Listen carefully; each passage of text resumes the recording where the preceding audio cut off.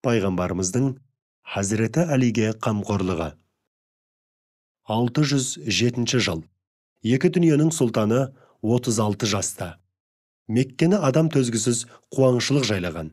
Көптеген отбасылар ішіп жемнен тарығып, бала шағаның халі күннен күнге мүшкілдене түскен.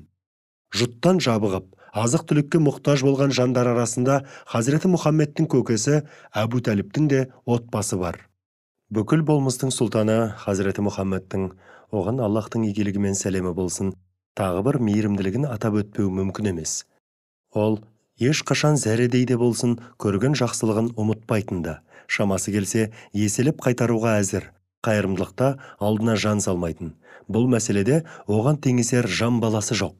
Бір кездері жетімдіктің тақсіретін тартқан тұста барын аямай, балаларының аузынан жырып берген аяулы адам Әбу Тәліптің күн көрісі күннен күнге қиындап бара жатқанын көре тұрып, көз жұму сірә мүмкін бе?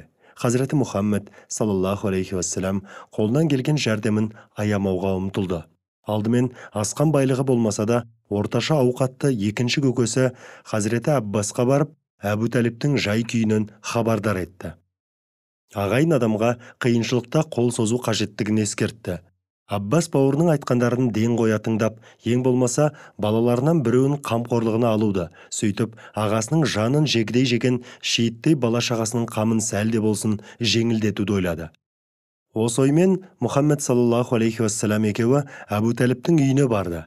Мақсаттарын ашып айтқанда, Әбу Тәліптің көзінде күлкі ойнап, бауырларының тілегін құптап, риза көңілмен арқаларынан қақты.